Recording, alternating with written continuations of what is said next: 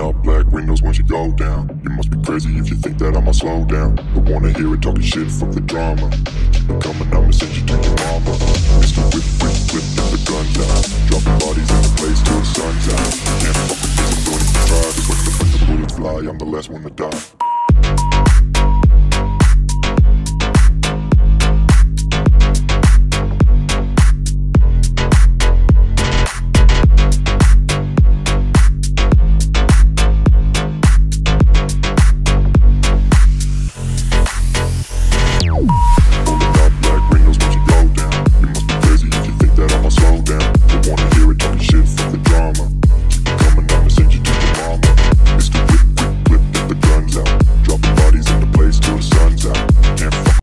Okay, Assalamualaikum tuan-tuan dan puan-puan. Ini adalah Proton Emas 5. Ini adalah salah satu model kedua selepas Proton Emas 7.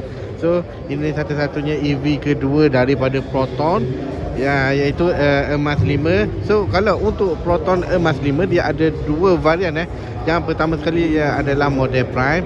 Yang kedua adalah model Premium.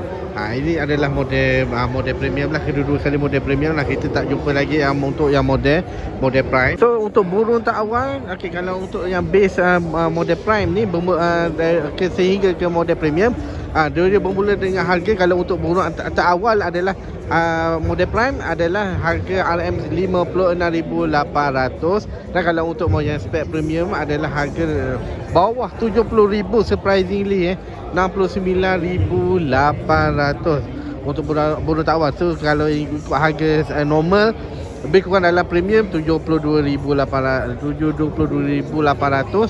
Dan kalau untuk prime dia harga 59,800. Tapi ya, dia punya julat perbezaan antara orang kata model prime dengan model premium adalah ada banyak beza jugalah. Dari segi kuasa dan dia punya torque motor pun dah lain. Tetapi yang dari segi kedudukan motor masih sama lagi, iaitu rear wheel drive. Nanti aku akan cerita dari segi spesifikasi lah. So dari segi luaran dia, inilah dia. Emas 5 bagi aku ini adalah satu-satunya kereta EV yang sangat perempuan, sangat comel, sangat feminis. Dia kereta Emas 5 kalau korang tengok, memang simple, memang comel, cantik. Dia bukan design futuristik, design modern ke apa, bukan. Dia salah satunya orang kata segmen B hatchback yang sesuai untuk orang kata main dekat-dekat. Ini salah satunya lah.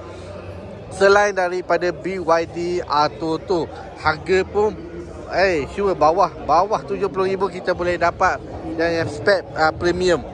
So korang pilih lah, sama ada korang nak SUV compact BYD Atto 2 ataupun Emas 5 yang ada kat depan ni. Bagi aku kedua-duanya kereta-kereta yang level main dekat-dekat Mr. Darwan, level-level groceries. Aku gelarkan ini adalah kereta EV paling best untuk main groceries, main dekat-dekat. Untuk wanita yang jadi malas isi minyak, yang semua hadapkan husband isi minyak apa, korang sesuai pakai kereta EV lah. Senang, cara dekat rumah je.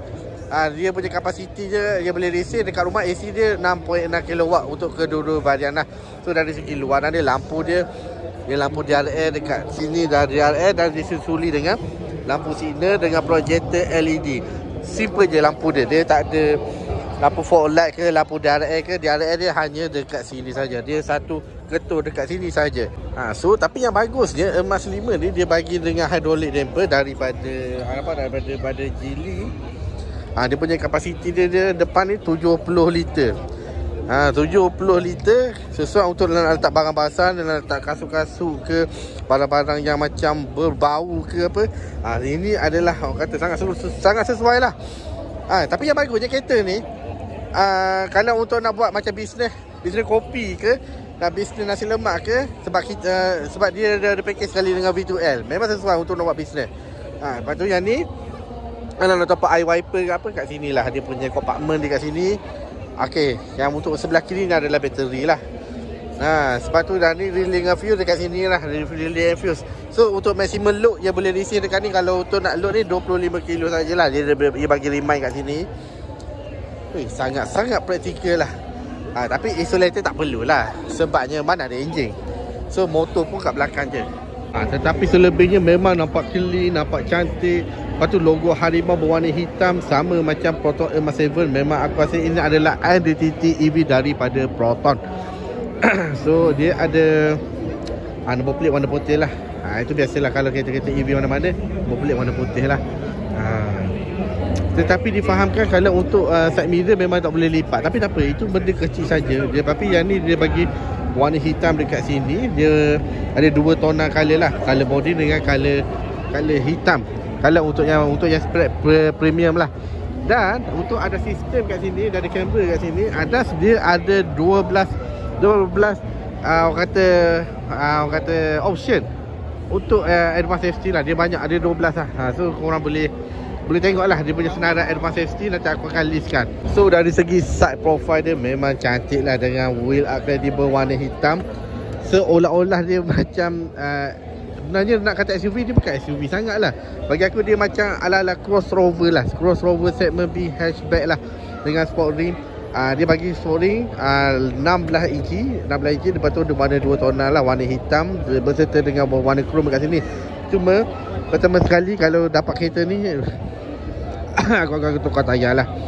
Tayar Linlong ni salah satu jenama yang kata kalau boleh tukarlah ke tayar yang lebih, orang kata lebih selamat lah. Aku tak pastilah sebab tayar yang daripada luar selain daripada yang dalam list ni, aku tak berani nak jamin lah tayar Linlong ni. Cuma yang bagusnya dia bagi chrome dekat sini berwarna plate cover berwarna hitam dekat sini. Nampak orang kata menampakkan ini adalah orang kata crossover yang comel. Cuma okey, so depan belakang ni bakal brake disc.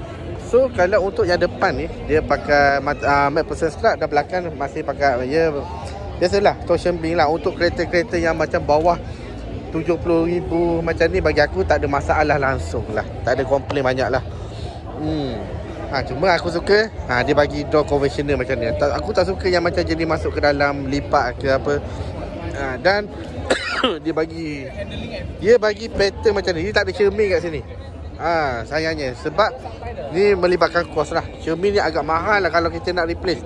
Sebab tu dia bagi plastik macam ni, plastik cladding macam ni. So atas tak ada sunroof, ada shark fin antenna. Bagi aku memang dah lebih daripada cukup lah. Okay, so dari segi belakang dia bagi dia lampu dia macam bentuk macam ni lah. Memang bentuk dia comel lah, atau PROTON. And then kalau untuk model premium dia bagi auto tailgate. Dan disusuli dengan dia punya luggage space dia. Ni antaranya besar jugalah, 375 liter. So kalau kita lipat kursi ni boleh pergi dalam 1,300 liter. Dia boleh split dalam 60-40. Berbanding dengan Saga baru pun dia boleh foldable macam tu je, semua kursi. Dia tak boleh macam split 60-40. Bagi aku, sebab aku cakap kereta ni sesuai dan sangat praktikal lah untuk macam semua golongan lah. Nak buat business boleh, nak buat tidur boleh, nak buat camper boleh. Tapi malangnya dia bawah ni tak boleh buka. Bawah ni tak boleh buka. Dia macam tak ada storage kat sini. Dia macam mati, macam tu dia floor. Ni adalah floor. Dia tak boleh nak buka ke apa, tak boleh. Tapi dari segi binaan dia bagi aku sangat-sangat orang kata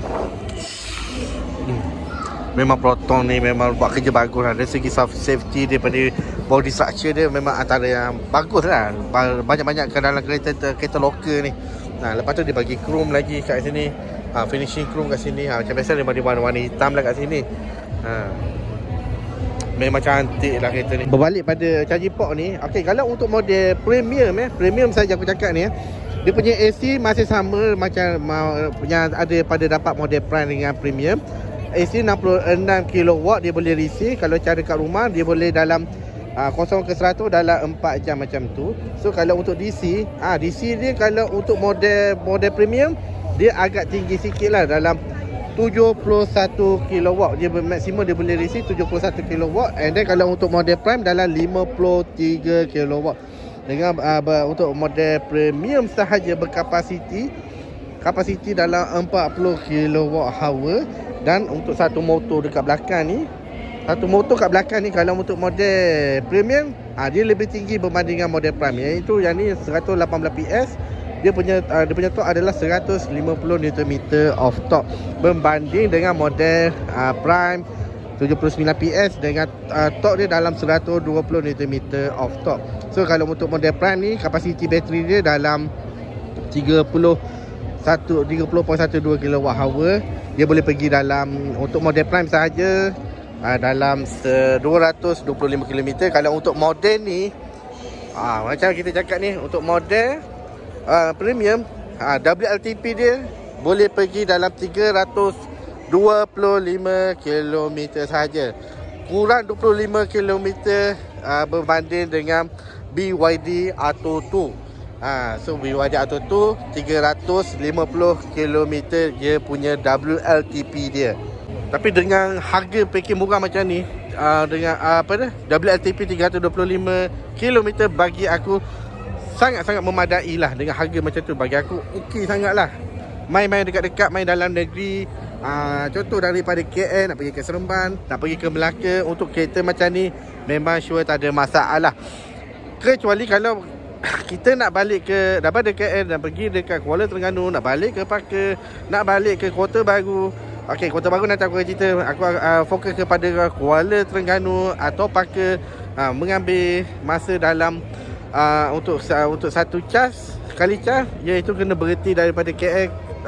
Wajib berhenti dekat aku anggar, iaitu RNR Temeloh lah.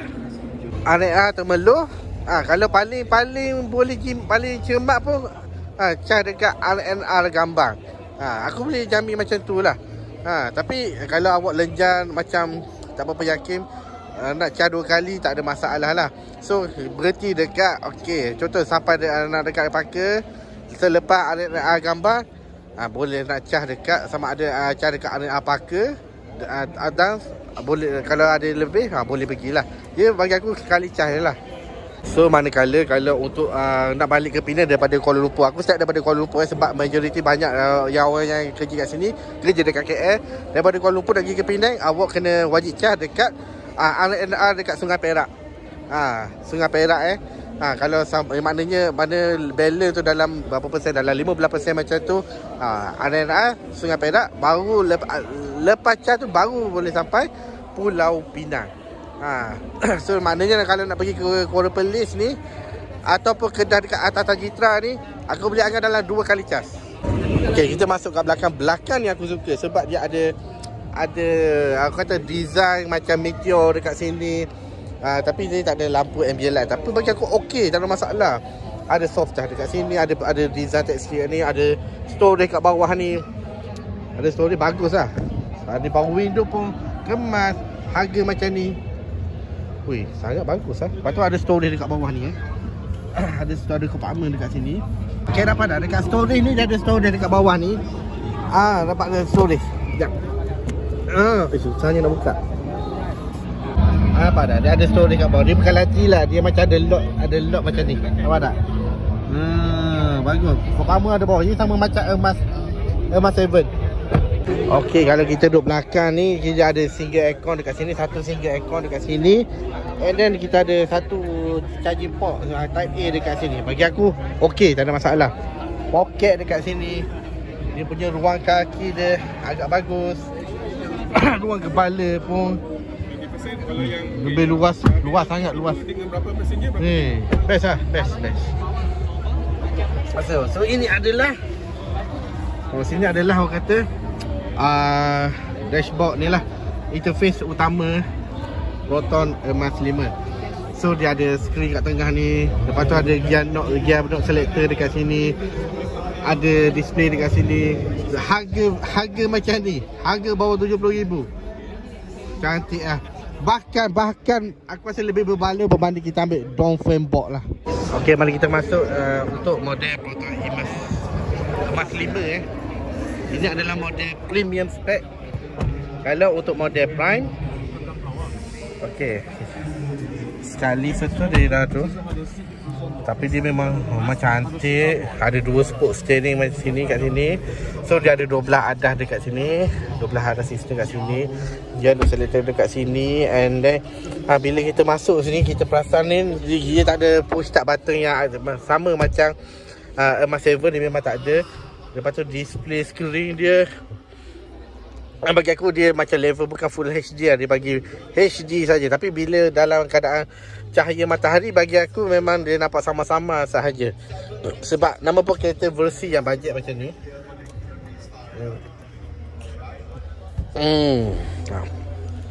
Ada apa dia? Ada physical button untuk aircon dekat sini.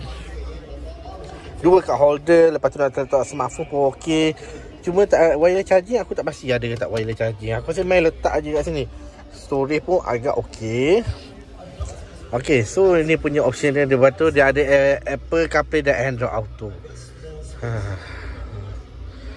Lagi apa lagi untuk setting, kita tengok setting Ada sistem kita boleh setting dekat sini. Ada sistem lighting, ADAS, VR, appearance, sound system, connectivity.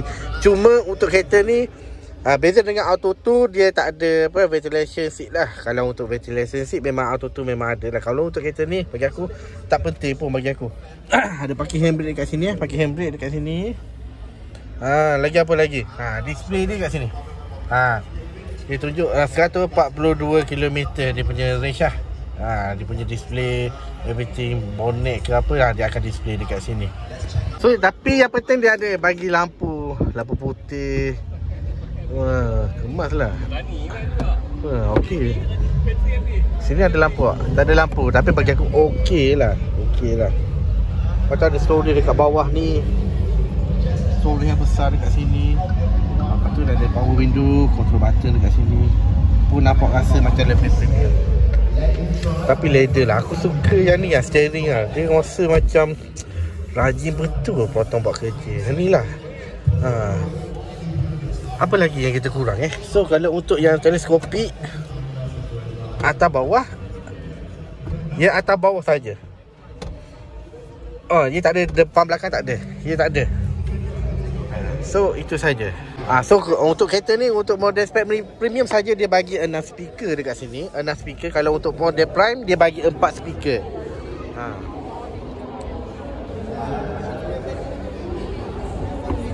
Memang kemas lah. Aku baru perasan kalau untuk model ni dia tak ada wiper dekat sini. So dia ada lampu handbrake dekat sini, wiper tak ada dekat sini. Salah satu sebab untuk nak low kat kos lah. Emas 5. Untuk emas 5, dia bermula dengan spek prime sehingga dengan model premium. Harga bermula burung tak awal 56,800 sehingga untuk yang spek premium 69,800. Kalau untuk harga normal macam aku cakap, untuk premium 72,800. And then kalau untuk emas 5, kalau untuk yang spek prime tu, spek prime dalam 59,800 macam tu lah. 59,800 daripada prime range rendah 225 km WLTP. Nak range tinggi sedikit, ni dia 325 km WLTP. Kapasiti bateri pun lain. Dia punya horsepower motor pun berbeza daripada prime. Daripada sehingga premium tinggi sikit 118 PS, 150 Nm off torque. Kalau untuk model prime 79 PS dengan torque 120 Nm off torque. So kapasiti bateri pun dah berbeza. Lampu signal pun macam ni. So ya, pilihan di tangan anda lah. Tapi kalau saya, confirm lah saya ambil spek premium lah. Confirm ambil spek premium. Ala-ala kan, sebab saya pun mementingkan WLTP yang agak tinggi lah. Bagi aku 225 km untuk zaman sekarang ni, kecuali kalau orang tu betul-betul untuk nak main dekat-dekat saja. 325 km bagi aku at least sekurangnya lagi berbaloi berbanding kalau kita ambil yang model daripada Dongfeng Box. Dongfeng Box kan. Itu sajalah aku punya pengenalan aku. Tapi sekurang-kurangnya untuk model prime dia lebih tinggi berbanding dengan Mazda MX-30 tu yang range 190 km. Gila ke apa dengan mahal 190,000 km untuk Mazda EV tu. Nanti korang tengok lah.